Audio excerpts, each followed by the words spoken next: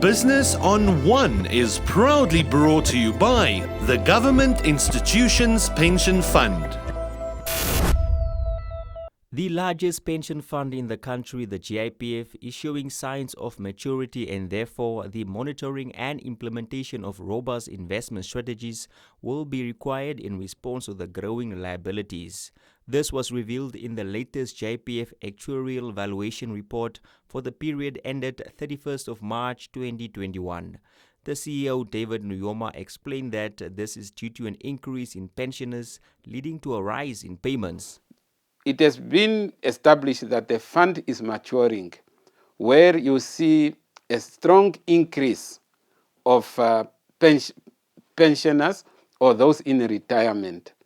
So, as a result, the payment that we make per month and per year to members has increased quite substantially versus the contributions they make. In other words, you see the pool of those active service members is slightly reducing over time, and it will reduce as such. It's not unique to GIPF. It is similar with so many pension funds of this nature, especially defined benefit funds. So in that case, what we then have to do, particularly look at our investment returns so that they can cover any potential challenge that we may find in case any investment calls have to be made or any payments have to be made. So that is really the issue. And I saw there was on social media a lot of discussion on it. But I think there was no understanding that we have sufficient liquidity to cover that gap that we have noticed that has been growing over time. We have been fully aware about it all the time, and then we have been adjusting our investment in such a way that our returns are such that we have adequate liquidity on a short, medium, and long term at all times. Over the last 2 years, as the country faced a pandemic, the Government Institution Pension Fund says that the high deaths recorded over this period led to an increase in withdrawals.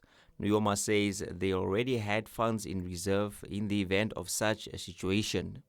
We always put in event a major, like what happened during the period under review. We experienced major withdrawals because of death benefits. People died during the pandemic.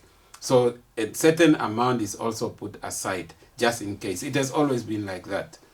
And then we look at the employer contribution. What is the importance of that? In event the employer does not cover, we put aside also a certain, in fact, it's one of the significant reserves we put. We have experienced that the fund is maturing, and we see we have at the moment more than 10 members of the fund who are more than 100 years old.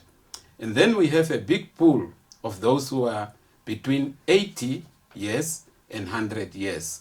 So that's why we put on the longevity reserve, just to cover any eventuality in case our members go beyond, up to whatever age they go in terms of when they pass away.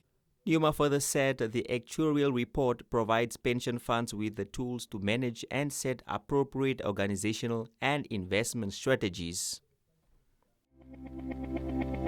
Business on One was proudly brought to you by the Government Institutions Pension Fund.